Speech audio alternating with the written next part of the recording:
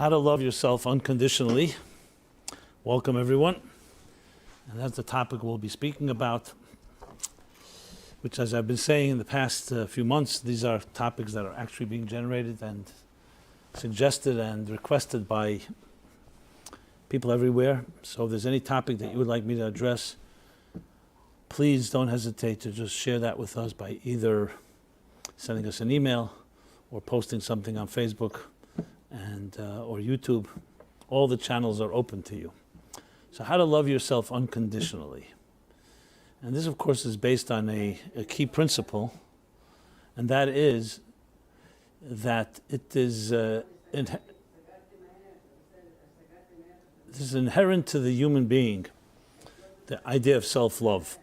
In using the Talmudic expression, which goes back thousands of years and has a profound understanding of human nature, is that Ahavas Atzmai, which is the Hebrew expression of self-love, is something that every person has. That's how we're created.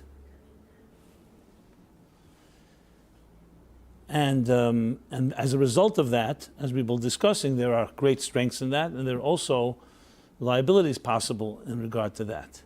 So if that's indeed the case, that each of us inherently has self-love, which is why we were created, God created us in a way that we should protect ourselves. We should understand our needs. Because if a person had no sensitivity to themselves, they didn't have any self-love, they can actually be prone and vulnerable to all kinds of danger. So there's a concept called in Hebrew, it's called, you shall live by these precepts. You shall live, you shall chayecha kodmi, your life comes first.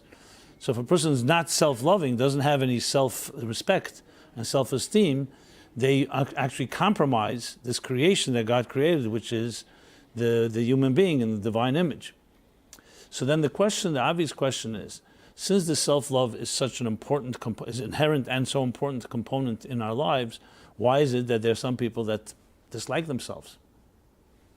Very big, basic question, fundamental question.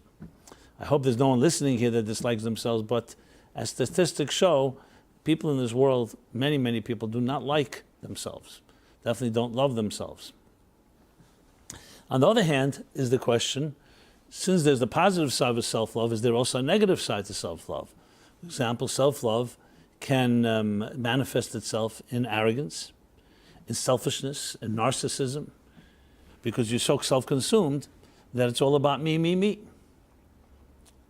And how do you distinguish that from a healthy self-love, which manifests itself in self-esteem and self-confidence, which is a very different side of this end of the spectrum? And how do you create a balance in your life of having a healthy measure of self-love and self-confidence, while also balancing it with humility, with selflessness, with commitment to others? Because as we know, that love is not just about yourself, there's also loving others. Which leads to another question, can you really love someone if you don't love yourself?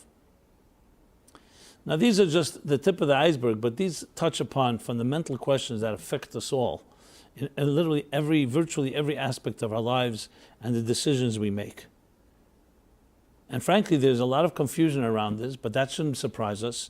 And we live in a world where unfortunately many of us is a lot lacking in the area of role models, healthy role models that showed us what healthy love is like. So if you had parents that were healthy and their love was healthy, obviously that gives you a big head start.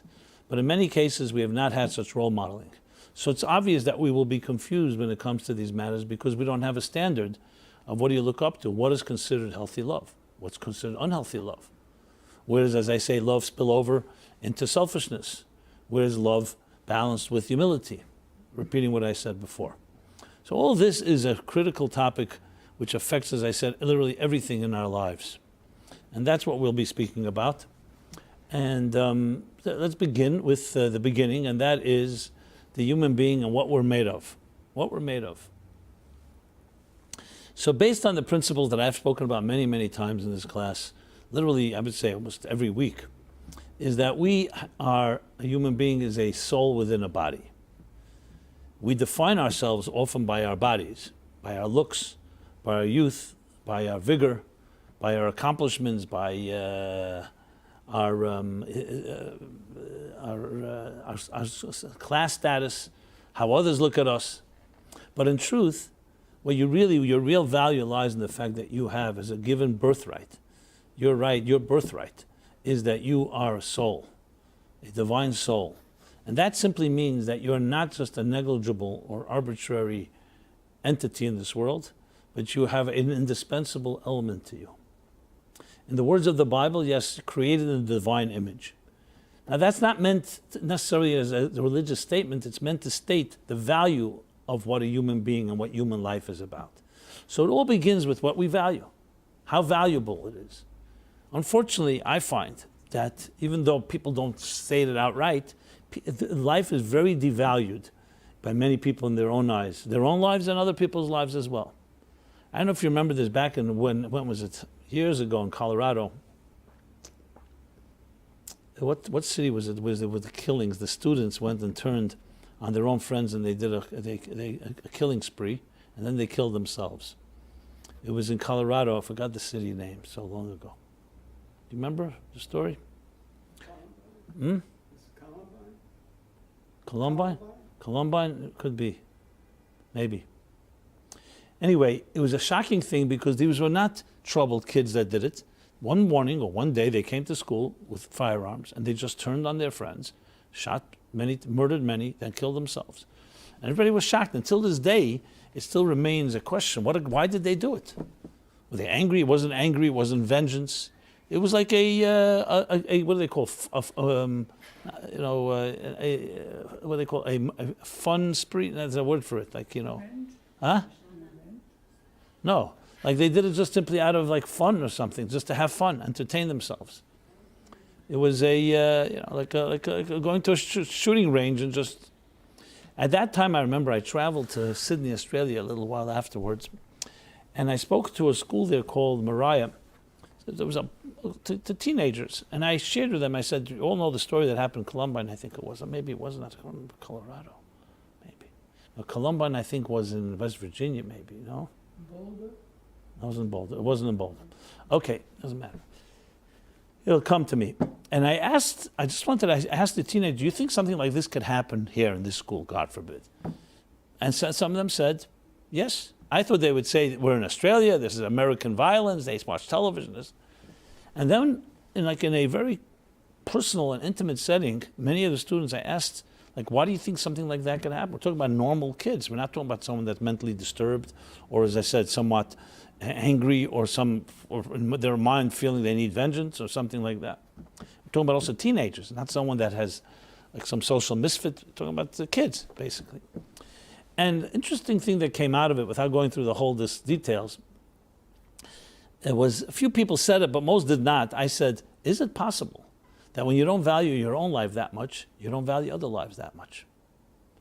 In a sad and tragic way, living in a world of 7 billion people, with technology, with industrialization, with mass production, where people are seen in terms of like a statistic or as a group, there's a certain devaluation that takes place of human life. So with all our advancements, you think about it, when you lived in a small town and you knew the people that you were born and died in the same town and knew the same people 100, 200 years, for 100, 200 people through your lifetime, there was everyone knew each other by name. There was a personal side to it. Today there's the rush hour. You can walk on a street with thousands and thousands of people. You can sit in a stadium with 60, 70,000 people and everybody's cheering, but afterwards everybody goes back home alone. You could have Facebook, you could have thousands of friends, and are they really friends? There's a certain existential loneliness that it always exists, but especially in our times, and that's called devaluing, a devaluing of life. And as such, it makes sense, sadly, that when you don't value your life so much, you're obviously going to value other lives that much. So it wasn't about people who just were selfish, taking care of themselves. They went and they killed themselves at that. This is just, of course, an extreme example, but my point I want to make is that the heart of the whole issue is all about value, the value of life, and starting with the value of your own life. Now, interestingly, the founding fathers of this country, the United States, recognized this. What I just described earlier from the Bible, everyone created a divine image, that each of us has that absolute indispensable value. They actually etched it into the Declaration of Independence. the foundation of the Declaration of Independence, which is the foundation of the Bill of Rights, of all human rights and freedoms, is the fact that all men are created equal. I hope they meant by men, they meant all people are created equal. And that by virtue of that fact, we all were endowed by the Creator with inalienable rights. These are words from the Declaration of Independence. Inalienable rights, which means nobody can ever take away these rights because they came to us from the Creator. And as such, since no one created us, the Creator gave us these rights and no one can take these rights. So you see how that becomes a foundation of a country with the rights that we have here. It's already several hundred years that it stands, and so many other countries have emulated this principle. Not getting into whether it's always implemented and everyone lives up to it, and whether this country is perfect. Obviously not. But this element is extremely admirable because they took essentially a principle straight from the Bible and turned it into an institution called a government, where this gives the rights and against discrimination, whether based on religion or on creed or on faith or on any other things that color, etc., etc. So this is a foundational element that describes the essential value of the human being. And that's where it all comes from.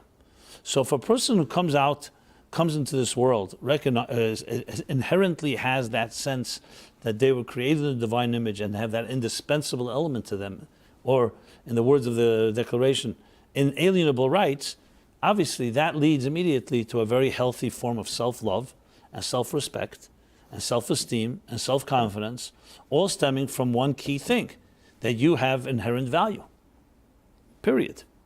Or a favorite expression that I like to repeat, and I use it in Torah Meaningful Life, birth is God saying you matter, that you fundamentally and essentially matter. And not just matter to a few people who love you and a few people in your community or in your group or family, but you matter to all of existence on a cosmic level, and that your life and your choices and everything you do changes the scheme of everything.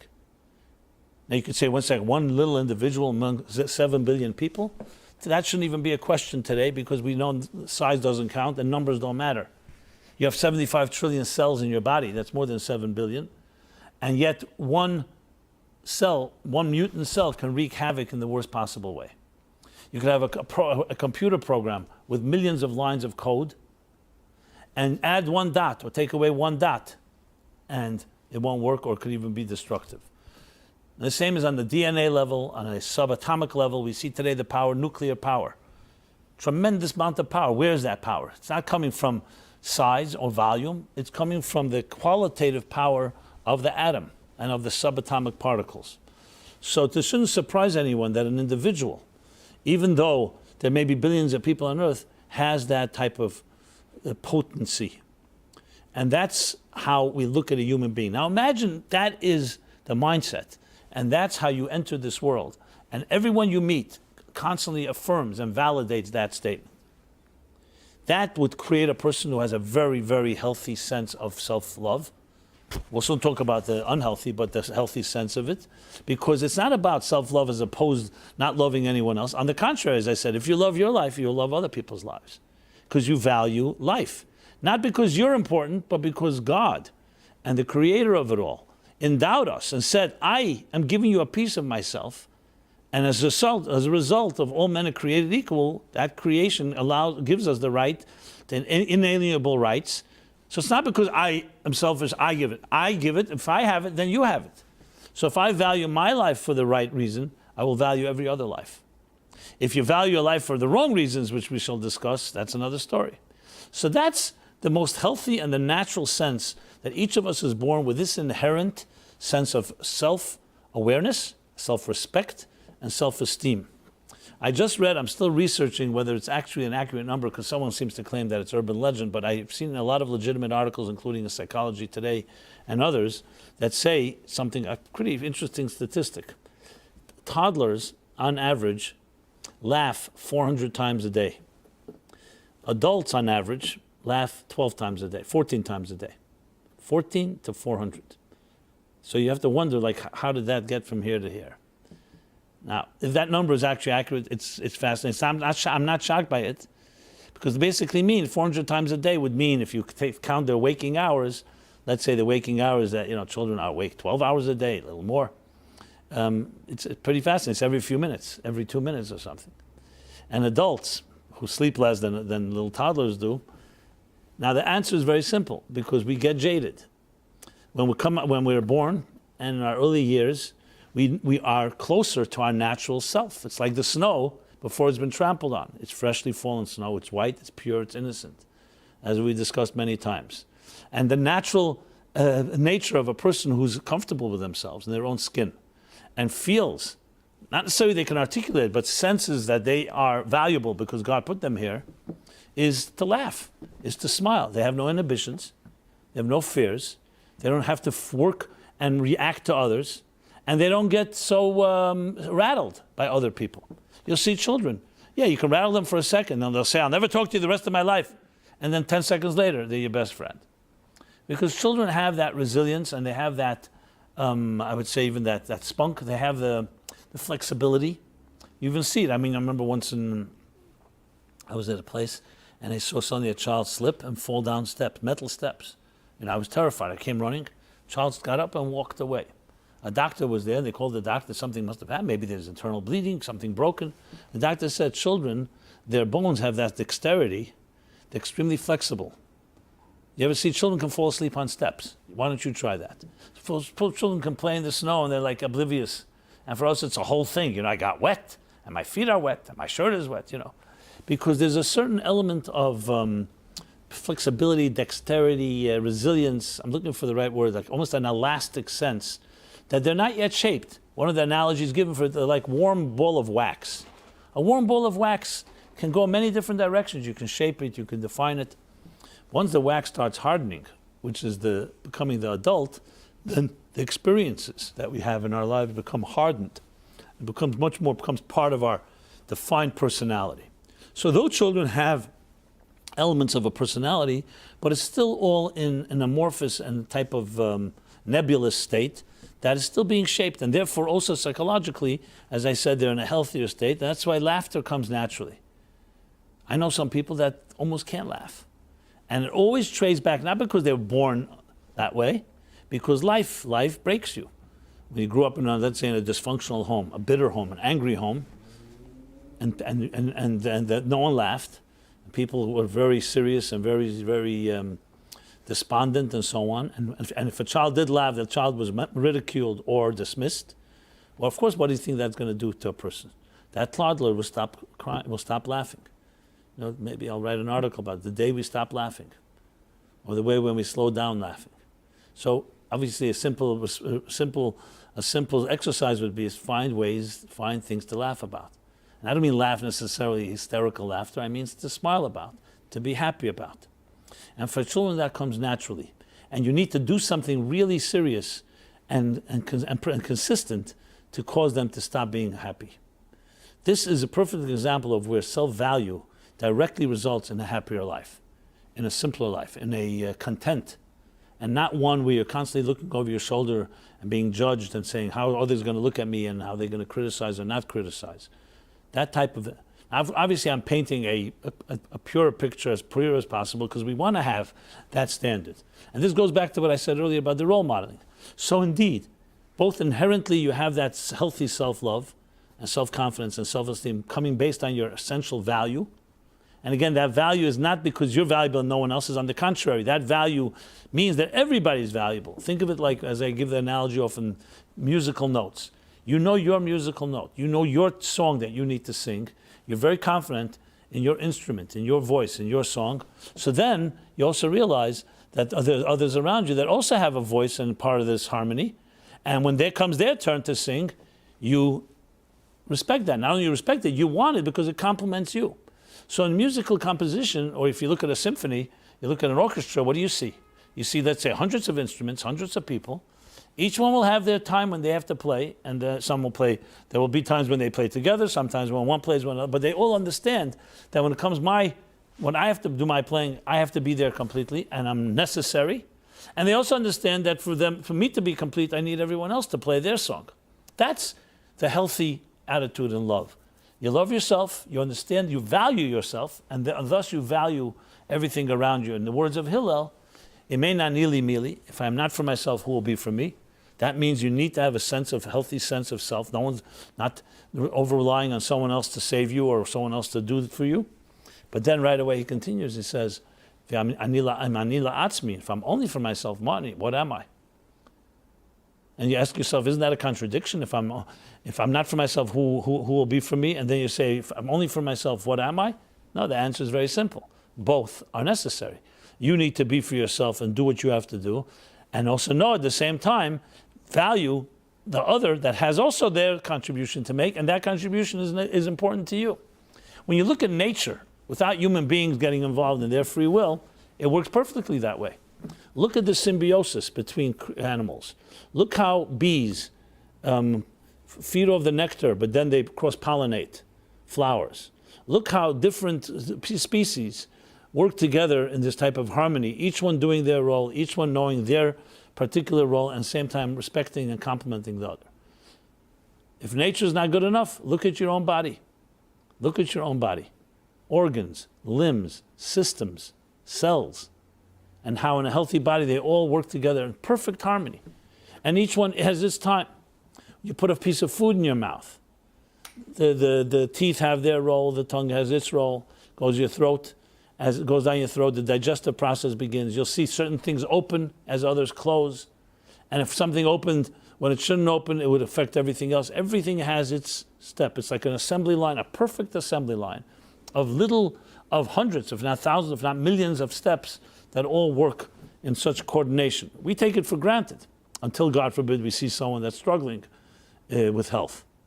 We take it for granted. Just think about the circulation of your blood, how that works. Think about the nervous system. Think about the brain, the processing.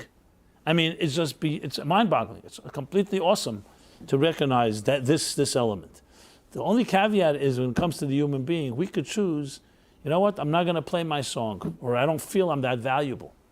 And we could also cause others by hurting them, by abusing them, by insulting them, by invalidating them, they start losing confidence. So here's a perfectly healthy, self-loving person with healthy self-esteem, self-confidence, self-respect, with that dignity, and then they're trampled on.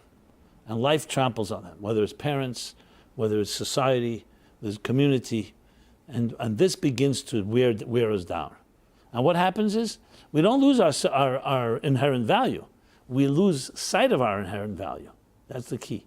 We lose sight of it. So we suddenly don't think we're that valuable. We don't think we have that type of, we deserve. Many people say, I don't deserve it. And I ask them, what do you mean you don't deserve it? Why don't you deserve it? Because you see, after a while, so many people have so-called hurt me. And I've been told I feel I don't deserve it. And guilt. And all the other negative feelings that go counter to that healthy sense of inherent value that causes us to have that self-respect. So this leads us now to the other side of things. And this is the fascinating thing. Self-love, the healthy one, is very, very humble, actually. Because as I said before, and this is the key thing, it's not coming self-love because I think I'm important, or I think I have something and I want to dominate over others. I'm more special. It's coming from the fact that you recognize the inherent value that you were given as a gift. So therefore, healthy love will always come with healthy humility and healthy selflessness. It's hand in hand, because it's not a contradiction. The problem is many of us don't realize that because we're not aware of what the so-called healthy version is. So now enter the unhealthy version. What's the unhealthy version? The unhealthy version has nothing to do with your inherent value. It has to do with that you want to compensate perhaps for insecurities and fears. So ironically, it's your lack of self-love that suddenly causes this type of bravado and behavior that can be arrogant, can be selfish, can be narcissistic. So this is a total distortion of what love is. It's a total distortion of what self-love is. It's not really self-love. It's basically, I would argue, that someone that has that doesn't have any self-love. They don't have self-love, so the only way they can be, they have to dominate over others. Very secure people who are very comfortable in their own skin, they coexist with anyone. They can hear an opinion that is different than theirs, Basically, you don't have to be wrong for me to be right. Anyone that says that you have to be wrong for me to be right means you're not secure in your position. You need everybody else to agree with you for you to feel right. Why do you need everybody else? If you're really so secure, all you've got to know is coming from inside of you. Why do you need everybody else? And why do you feel you have to like kill the witness or kill someone, kill literally or in other ways, if they don't agree with you? That's just the first sign of someone that's not secure with themselves. So they have to get rid of anyone that has a different opinion. Or they have to diminish them. You see sometimes people who belittle others. There are people who bully, who intimidate. How is that coming from security? Secure people don't need that. Security comes from within. You're a secure person. I feel good with myself. I don't need to put you down. I am who I am. And so the other form that masquerades like self-love is actually really a very unhealthy person, an insecure person. And you could see it immediately from the symptoms. Anyone that needs to belittle or to intimidate or to dismiss others, you have to wonder why. So I know the argument will go, one second, the person is so confident and so convinced of their rightness, the other person is being immoral or wrong, and I need to put them in their place. So firstly, let's not talk now about matters of life and death. Obviously, if you're facing an enemy, someone's coming to kill you, you can't sit down in a philosophical discussion and saying who's right and who's humble. We're not talking about that. But you're talking about any other given situation. If indeed you're an intelligent person and you feel so strong about it, why does it have to be in an intimidating way? Why do you have to demoralize another person? Why would anyone have to demoralize and hurt another person in the name of their position? Even if you're right. That's why you have the expression, Divrei Chachamim benachas tishmaon. It means the words of the wise are said pleasantly. They're said calmly. You'll see people who have that inner confidence and inner strength and are actually knowledgeable. They don't need to persuade anyone. Now, everybody has their moments of passion, has their moments of getting excited about something. We're humans. But fundamentally, a person like that doesn't need to persuade. They can make their case pleasantly and, take it or leave it. It's not about winning. It's not about victory. It's not about conquering. But we live in a world of competition, and we live in a world of all kinds of different ways of what do we call it? Upmanship. Is that an expression? I'm losing my words today. Like showing up people by like putting people down and showing that you're greater than others. There's a word for it, like upstaging is the word, but there's another. There's like I'm sure that our Facebook audience, I'm sure, is commenting and telling us what the word is. But regardless, the idea is that you have to demonstrate that I'm bigger than you, I'm stronger than you are. It reminds me of one of the stories when the Tzemach Tzedek, the third Chabad Rebbe, was sitting at the Seder table. So we know there's the 15 steps of the Seder. So after you say Kaddish and Urchatz, Karpas, the fourth step is Yachatz. Yachatz is you essentially break the middle matzah on the Seder plate, and one bigger part is put away later for the Afikomen and for Tzofan at the end of the Seder. And the custom is, at least in the community I grew up in, is that you measure that, you say that the larger part should be like 2/3 of the matzah and the other part. And then you break that into 5 parts. So someone sitting at the Seder table was measuring, like with, I don't know if he had a measuring rod or a ruler, but he was measuring which is the bigger piece. And the Tzemach Tzedek, with a smile, said, he said in Yiddish, "A Godel was medaf messen is nicht kein Godel. It can Godel nicht." Someone that's great, something that's bigger that you need to measure, is not that big. If you need to measure it, it's not big. Someone that has to measure themselves by others and comparing and saying, "Listen, you want to know how big I am? Look how small everybody else is." That's a person that does not. That's not really a great person, because greatness comes, as I said, inner value comes from within, and it's essentially the experience of us sensing that inner inherent value that I was describing before. So the so-called the diametric opposite of healthy self-love is unhealthy. That masquerades like self-love, but it's actually in a form of arrogance or a form of putting down others. it has negative elements to it, which usually are indicators that there's something wrong. Now, can we have a combination? Of course we can have a combination. It's not necessarily black and white. But it's good to put things into contrast, into stark contrast, to be able to appreciate and understand the difference between these elements in a person. Now, when we talk about now regarding these two elements, the key that I wanted to address so far was really clarity. It's important to be able to identify what are these forces in our lives. So I'll sum up. We've identified like this, that each one of us, each one of you has inherent value, which should result in a healthy measure of self-respect, self-esteem, self-confidence, what we call self-love, that in turn is coupled with humility, with selflessness, and the ability to not just coexist with others, but also love others. Because someone who's very healthy in their own personal love, that person will also be very healthy in how they love others. Because they do not feel that if I give to you, I get less. You'll see people who are very secure, are very good, are big givers. Because they don't feel that by giving to someone else, they become diminished by the fact. Think of it like a flame. One flame lights another flame. The first flame doesn't get diminished. On the contrary, now it's spread and it can get stronger. When it comes to materialism, that's the materialism by definition means it's measured by volume, it's measured by quantity. So if I give you half of what I have half less. I give you half my food, I have half less food. I give you half my money, I have half less money. But that's based on the material look at life.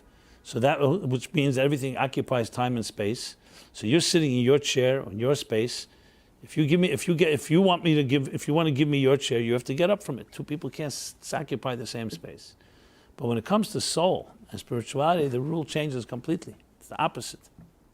Two people don't have to be in the same place. They could be millions of miles apart and they love each other entirely. And they don't measure things by how much they hoard and how much they hold on to. They measure things by how much they give. Because giving is the nature of a loving person. They share, they give because they don't feel diminished. People who are very insecure, people who do not feel that they have that self-value, what happens is they feel they have to hoard. I have to have more and more and more. For me to be bigger, I need more. And I need more than someone else, my neighbor has, or else maybe I'm not that special. So they're measuring it by basically by their possessions, but measuring it by their acquisitions, not measuring it by inner value. Which of course is a very real reality in our lives. Many people, simply because someone has more money, and because they have more money, people worship them and need them and so on. So you suddenly think someone has more money, sometimes they convince themselves they're more special, they're more valuable. They only have more money, they can buy more things, but there's no value to it fundamentally. You'll see people who are really, now everyone should be blessed with the wealth and prosperity, but we should never define ourselves like the talks I've given on the topic. Is your self-worth defined by your net worth? So if you're a person who values more what you do than who you are, which is unfortunately the case in this world, when most people are asked, who are you? They don't say, I'm an indispensable soul created in the divine image, and I have some type of contribution to make that no one else but I can contribute. They'll give you their business card. They'll tell you what they do. Because in this world of so-called careers and the world of accomplishments, what we value are always externals. And that includes money and acquisitions and equity and everything that can be counted, so to speak. People who have that inner self-love, yes, they should also be blessed, but they're not defined by what they do, and they're not defined by what they've acquired in life. And that's why poverty will not destroy them, and wealth won't corrupt them. People who don't have that inherent self-value, the awareness of their inherent self-value, money will always corrupt them. And poverty will destroy them because they measure themselves by what their impression is, what their appearance is like, what the world recognizes. Even though the fact is that nobody can take one penny with them to the next world, we don't think about that. We think about the here and now. So a loving person is by nature a giving person. Because giving does not make them less, on the contrary, it makes them greater. I mentioned before, like the symphony, the orchestra. When you're playing music with others, and the other one doesn't play the music, it's going to affect and compromise you. So you want them to play. You want them to be the best they can be, because then you can be the best you can be.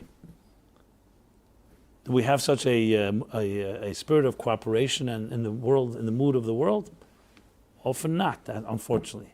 But people who have that inherent quality that I've been describing and aware of it, absolutely have that. And that's what it's in a way contagious and can go viral, because what they do is they project that type of positive energy of giving, of sharing, of moving things forward, of breathing. The opposite, the unhealthy form of self-love, what it does, it drains you and others. And you feel it, because it's a person who's going to be a user, a person who can become a parasite, a person who's more about me than anything else. Not because of the self-love, because they have a very distorted view of what their real value is. So it's interesting that you can see it in how they affect others. When you see yourself being drained, you see yourself feeling like not well, when someone else is talking to you, it means that probably that person is projecting and trying to feed off of you, and that's coming from a person who is themselves not in the healthiest place in their own self-love and self-esteem. When you're around somebody who you feel a certain benevolence and a certain positive aura and energy, empowerment, then you can rest assured that person is in that place, because they're empowering you because they themselves have that type of force. Now, I'm sure you can identify in your life both types without mentioning names, not here to insult anyone. And obviously, it's always healthy to hang around as much as possible with the latter type, meaning those that have that. Which one was the latter? I forgot which one I spelled out first. With the people that have that love and have that positive energy, as opposed to the demoralizing energy. I remember when I was a kid, I don't know, very young, I was talking to somebody, I don't even remember who, I think he was an assistant teacher or something. And he said to me, I'll talk to you later, I have to go to a meeting. Now, as a kid, this is the first time I ever heard of the meetings. I asked him, what's a meeting? So he wisely told me something which I appreciate till this day, a meeting. Children don't want meetings. You have to try to have a meeting with children. Say, okay, literally 2-year-olds, we're going to have a meeting. Maybe you get their attention, and if you give them some incentive, you'll talk to them. But we have a meeting at 10 a.m., we're having a family meeting. So I asked him, what's a meeting? So he said to me, always remember this. I can't tell you what a meeting is, but I can tell you what it's supposed to be. A meeting either will drain you or will empower you. So when you go to a meeting, just wonder, at the end of the meeting, say, did I feel empowered or did I feel drained? And it works perfectly. Meetings we go to that are tedious, maybe you have to go, there's no choice, and people are just plapping away, everybody their thing, going nowhere. No tachlit, no purpose. Or as the Rebbe would say, a meeting, and then the meeting is we'll have another meeting, And then there's a meeting where you feel empowered. You feel there's solutions, proactive thinking. Here's a problem, let's tackle it. So some meetings are basically therapy for some individuals that just need to have people listen to them, or just feel like we're really discussing it, when really there's no discussion. I've been to both types of meetings.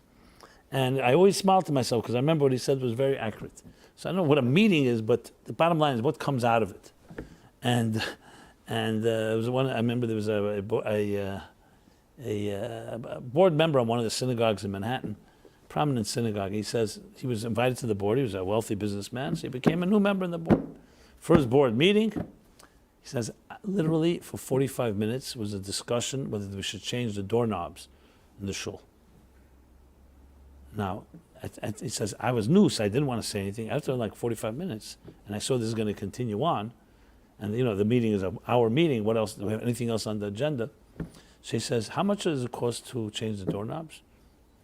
$2,000, $3,000. He says, in that room,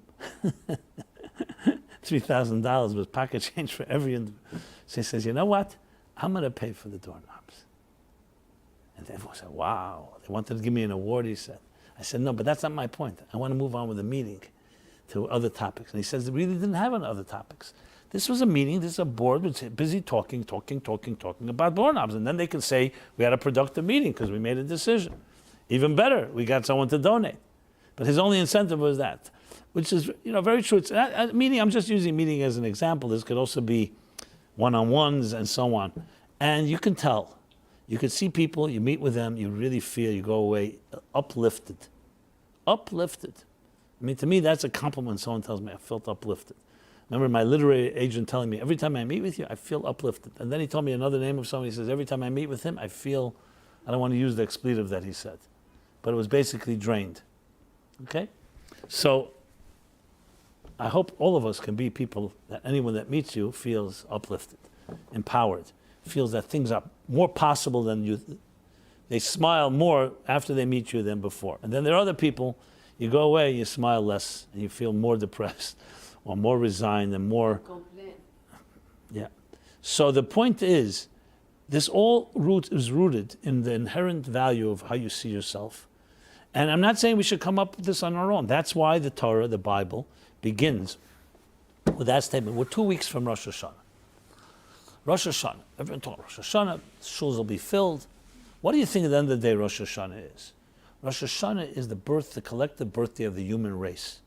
And how is it described? When you look in the book of Genesis, the first time the human being is described not as an intelligent creature, not as an emotional creature, not as a family man or woman, not as the 1,000 other ways you can describe people. You could say, talented, artistic, creative. We have all kinds of words that we use. Torah, God says, I want to create a human being in my image. Tselem Elokim, divine image. B'tzameinu kidmusenu. And as I said, the Declaration of Independence, let's put it in more secular, universal terms, created by all people created equal and endowed by the Creator with inalienable rights. Why? Because everything starts from there. That's the essence of who we are. So Rosh Hashanah is not just the celebration of the intelligent creature called the Homo sapien, or the emotional creature, or the loving creature, or all the others. That's all our faculties, and very important faculties. But at the heart of it is that you are indispensable. That you come into this world, you are indispensable. You matter.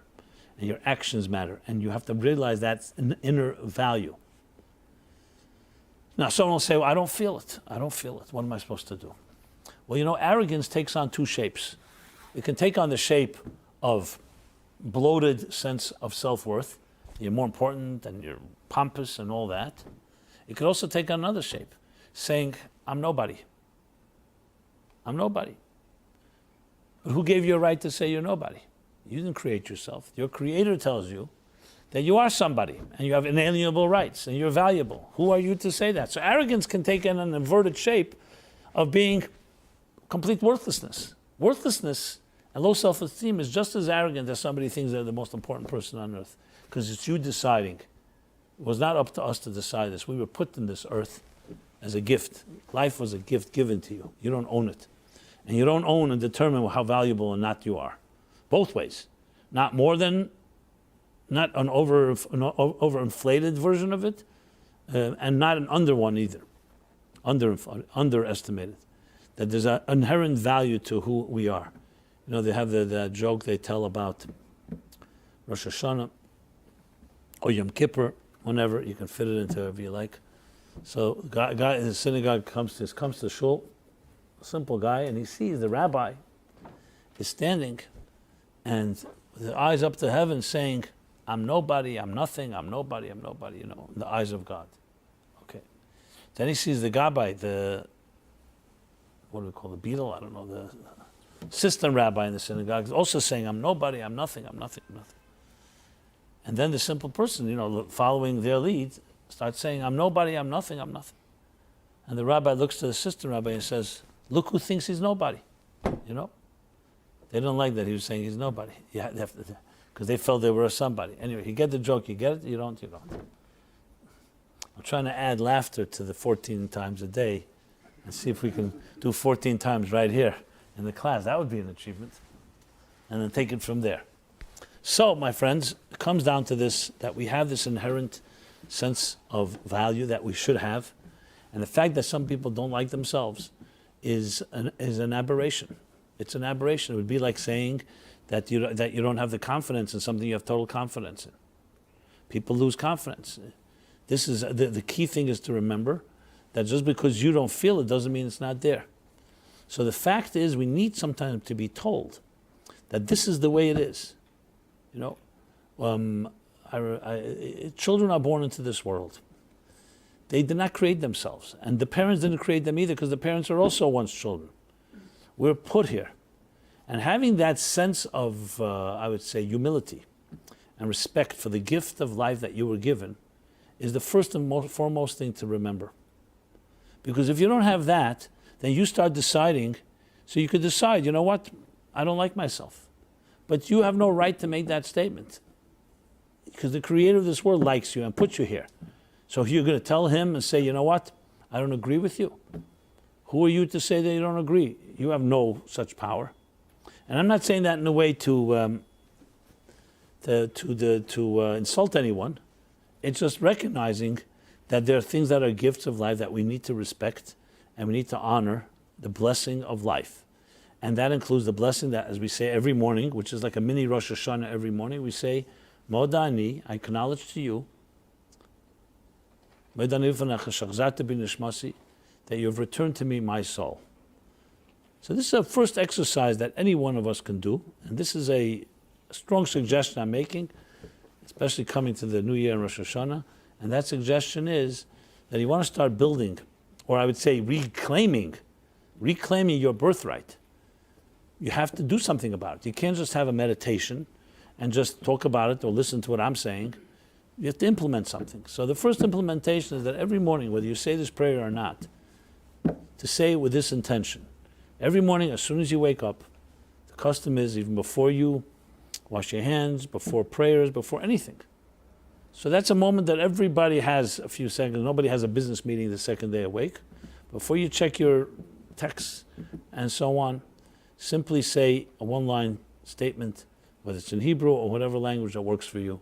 I thank you for returning my soul to me, for making me indispensable, for giving me that inherent value, renewing my contract with you, and that I have the ability and your vote of confidence to accomplish something that only I can accomplish.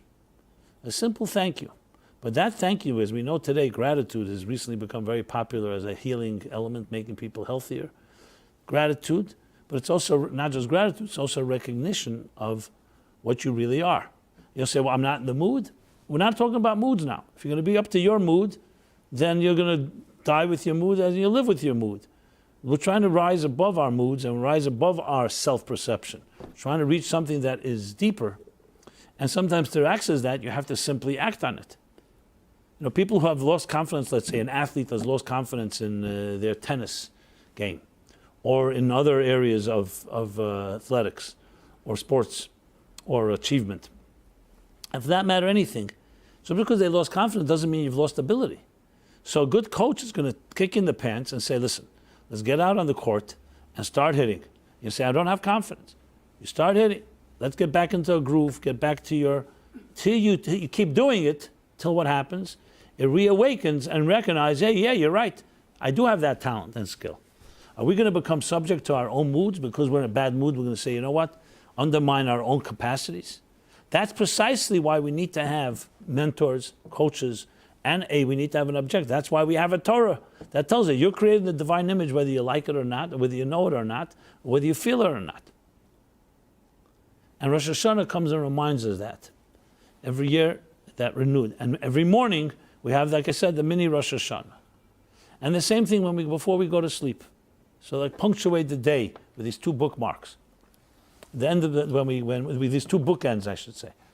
At the end of the day, instead of going to sleep with a newspaper on your nose or the television on or your mobile, maybe read something that's a little spiritual. Read it together with your spouse if you're married. Do something that enters the sleep in a peaceful way. Don't bring your whole day and all the aggravation of your day to that moment, because you're entering a pure space. And there's also a one-line prayer. It's called Biyotcha Afkiduchi. In your arms, in your hands, I entrust my soul. So literally, like you say in the morning, thank you for returning my soul. Now I am giving it back to you for the night. As the Kabbalists, the mystics explain, that the soul goes and is refreshed by spiritual waters, literally refreshed, like a spiritual spa. Our cells are regenerated, and we wake up in the morning. The mystery of sleep now is at least punctuated by two tremendous things. That before you went to sleep, you went with that attitude and saying and recognizing the humble attitude, I return my soul to you for your safekeeping. And you wake up in the morning, you acknowledge your soul. And if you do it with the right intention and really invest in it, what you will be is you will reawaken the inherent self-love and self-value that you really are, that you deserve, and that dignity. And then what will happen is, if you keep that focus, that throughout the day you will look for more such signposts. And you'll look for ways, because once we get into the workday and we get into the whole, on the merry-go-round, on the roller coaster, whatever ride you want to use as an example, sometimes we can forget. So it's good to remind ourselves as much as possible by our good deeds, by stopping and pausing when you're involved in something and over-immersed, and just being able to reignite that sense of feeling. Now this takes work. You do this properly, you condition yourself day after day, make this a habit, you'll see things will change.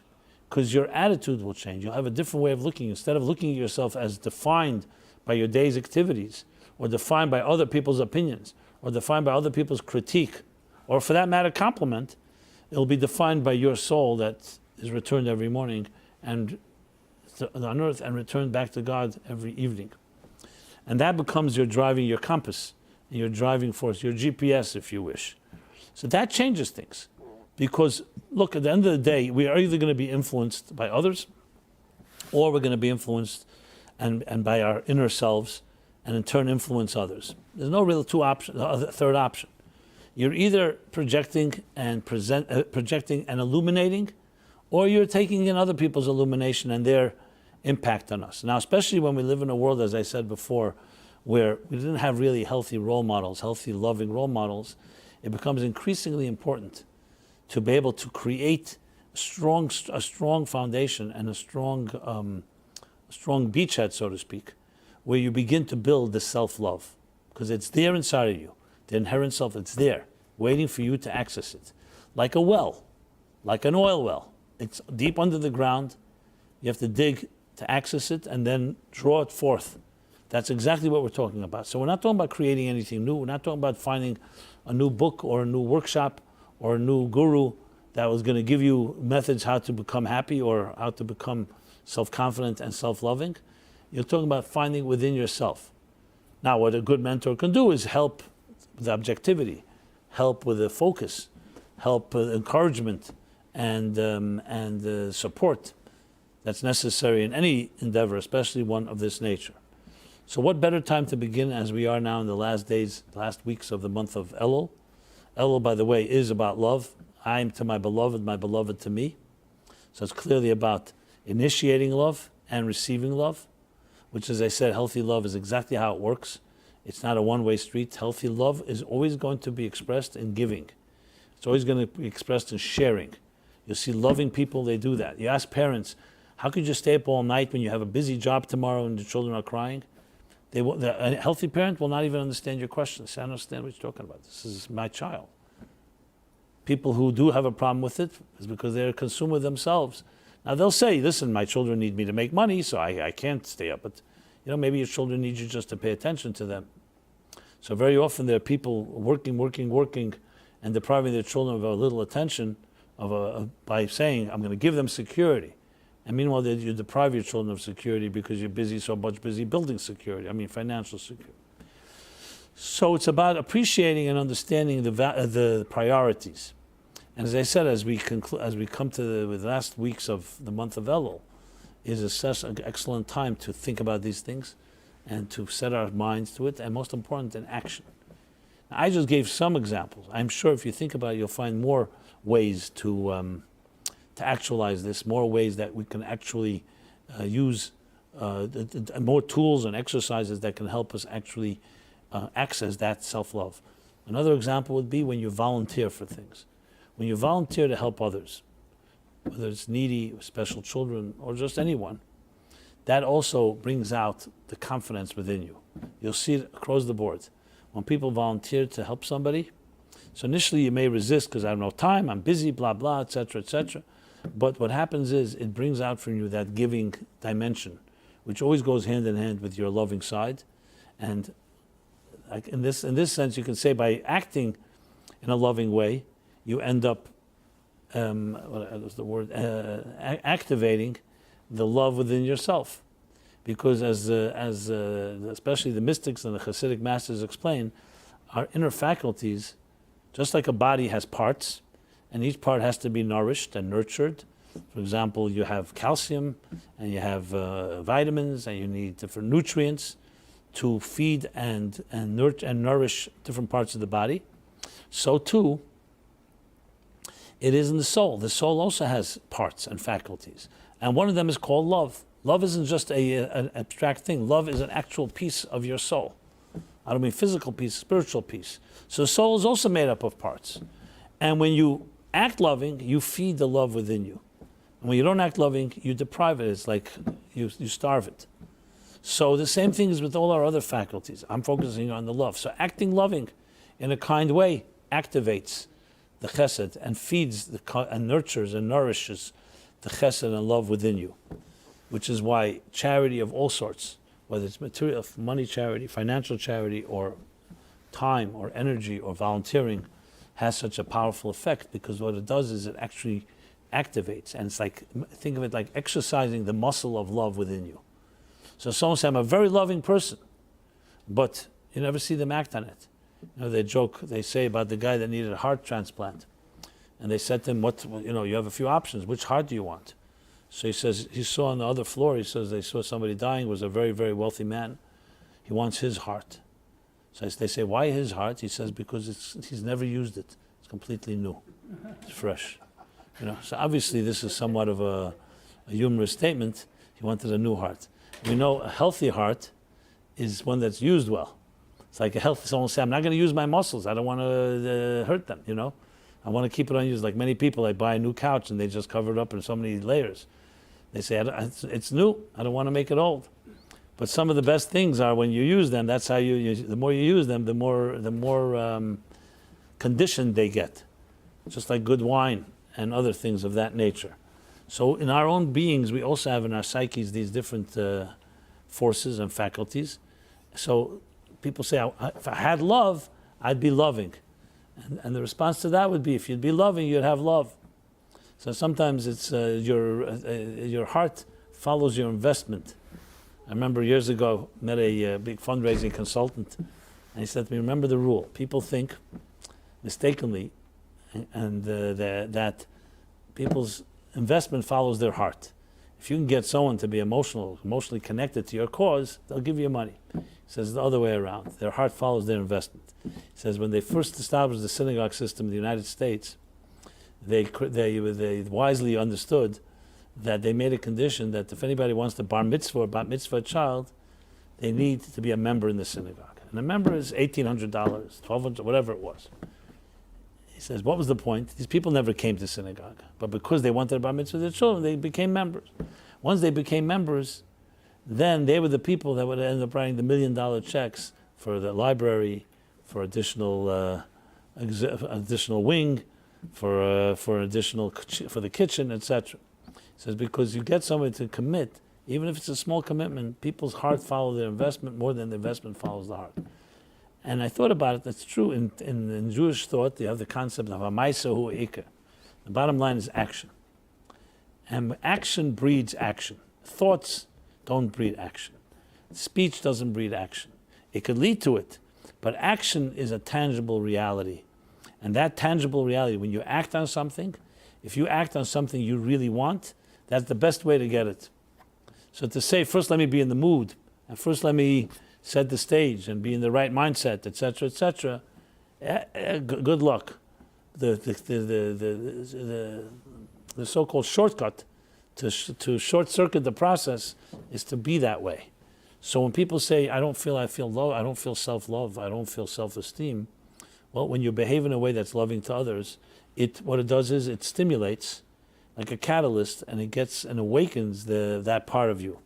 So it's another one of the tricks of the trade, so to speak, of how to achieve that, which explains why we say that like in this month of Elul, before the holidays, and even during the holidays, the 10 days of tshuva between Rosh Hashanah and Yom Kippur, are special days of increasing in charity, increasing in prayer.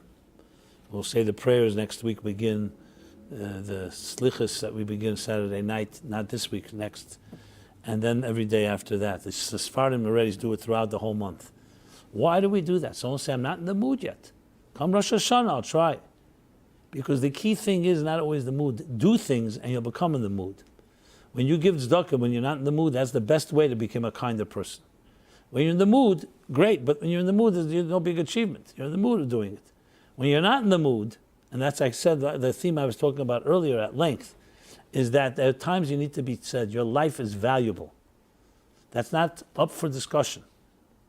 That's a given. What a good coach will tell an athlete, even as much as he's in a funk or has a low self-confidence, is the statement is, you can do it, period. The great sin of the scouts, of the Meraglim in the Torah was, Moses sent them to scout the land. They came back with a bad report. What was the sin? What was the bad thing? They did what they were told? No. They added something. They didn't come back and say, here's the situation, here's the lay of the land, as the Ramban writes, that they went to check out how to conquer the land and how to, if they have to fight to wage war. They made a conclusion. They said, we can't do it. And that was, they crossed a red line, a serious line. No one ever asked them whether we could do it. We asked you how to do it.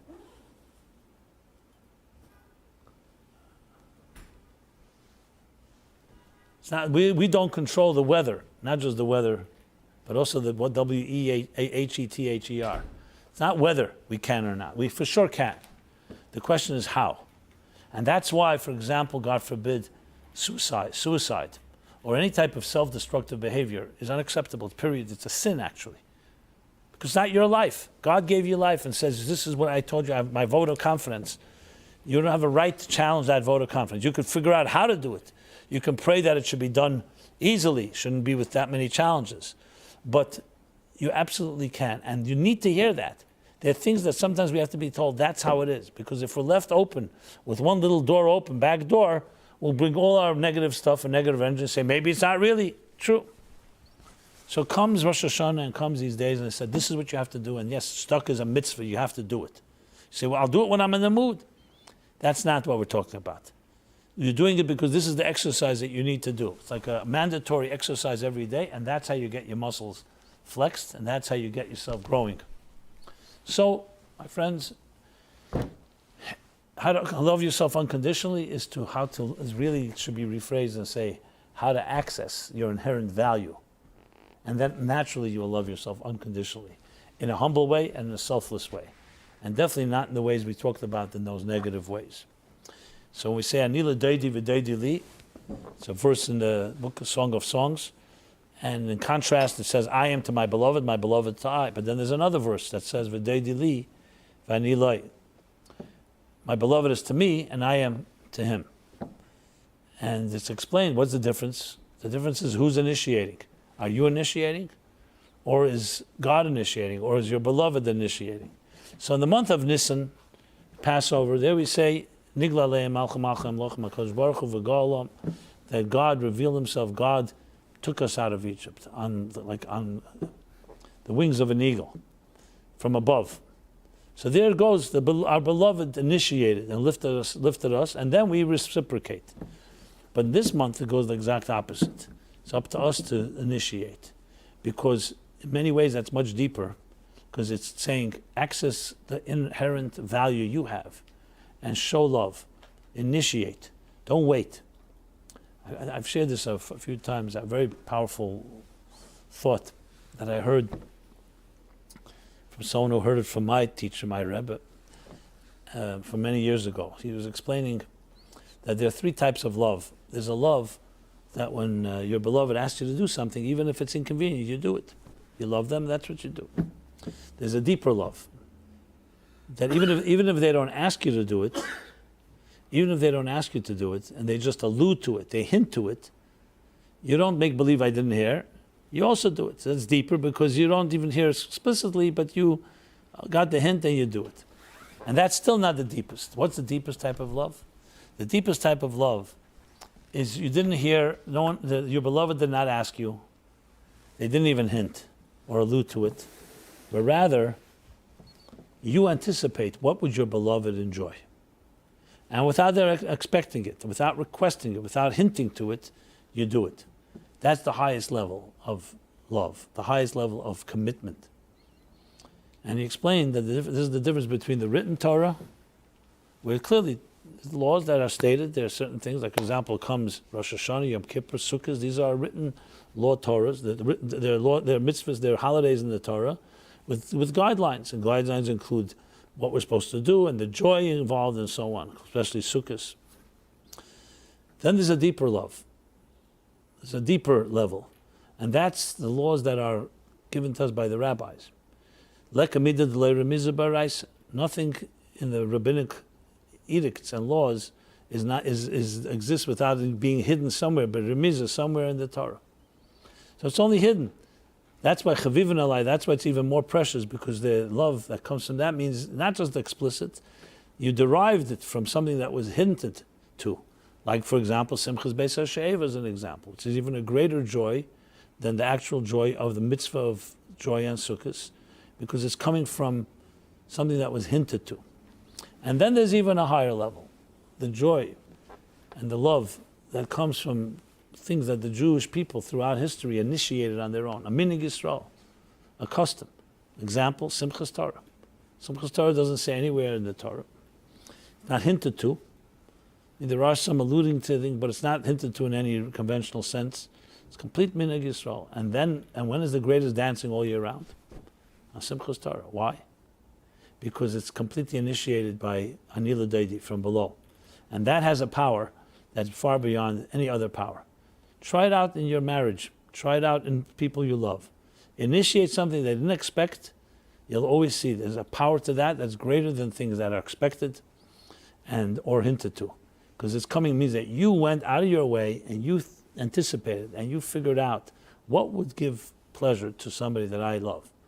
That's a very different dimension. That is the one that exercises the deepest muscles of our heart, even more than the first two. The first two are also powerful, but that one takes on a new shape, and that's why, in a way, the Elul Anila Deidi, which comes before Tishrei, before the holidays, before the revelations, has a certain power because of its initiating. Like when we say in the morning, I mentioned before, Moda Ani, again, Ani, I acknowledge. It's again initiation. There's the power of initiating something on your own is the single most powerful thing. Think about it in school or in any type of work. If you challenge a student, if you give a student everything on a platter, and they may achieve something and they may learn something, but if you challenge a student, and not just a student in school, this can be a worker, this can be a coworker.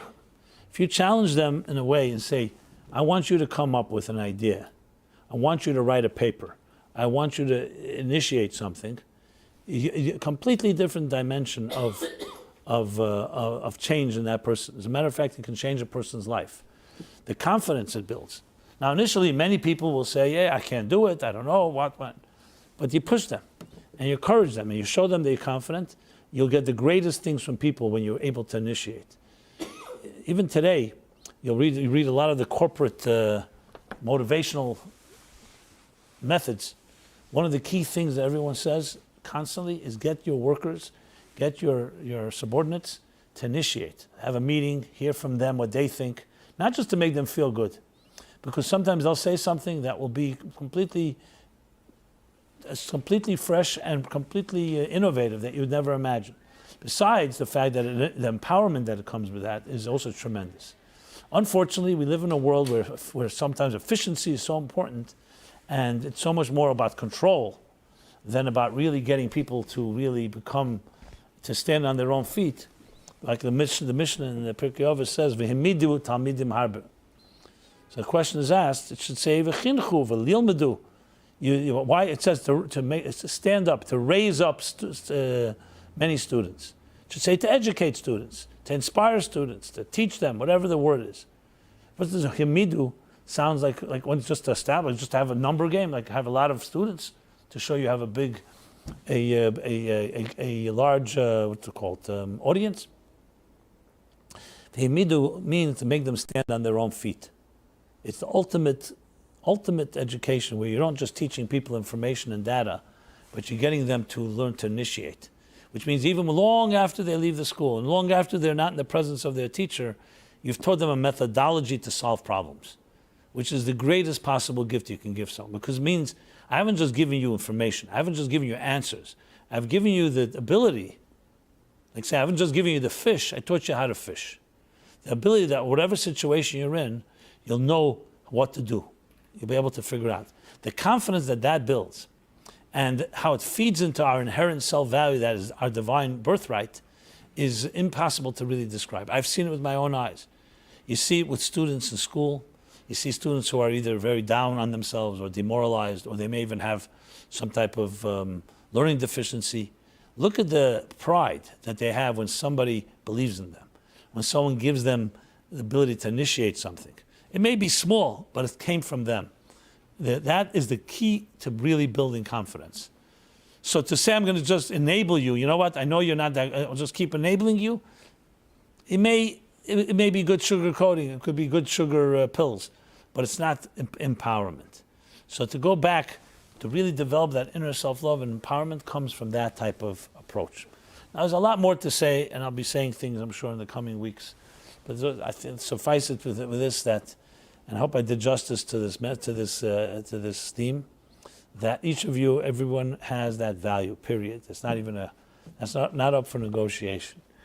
The fact that you feel or don't feel it is not going to change the reality. The key thing now is to figure out how, not whether, how. So God bless everybody using these powerful days in the month of Elul. The power of Anila Day, the I to my beloved, initiating, and then getting the response. That we should all have a very blessed Ksiva Chesima Teva and a blessed year materially and spiritually, and nachas from our children and those that need to find their soulmate, the shalom bayis, personal harmony, and as I said, success in all matters, from A to Z, what we say, from Aleph to Tov, as we say in the Yom Kippur prayer. Blessings that are encompassed in all the letters of the alphabet. We're here every Wednesday.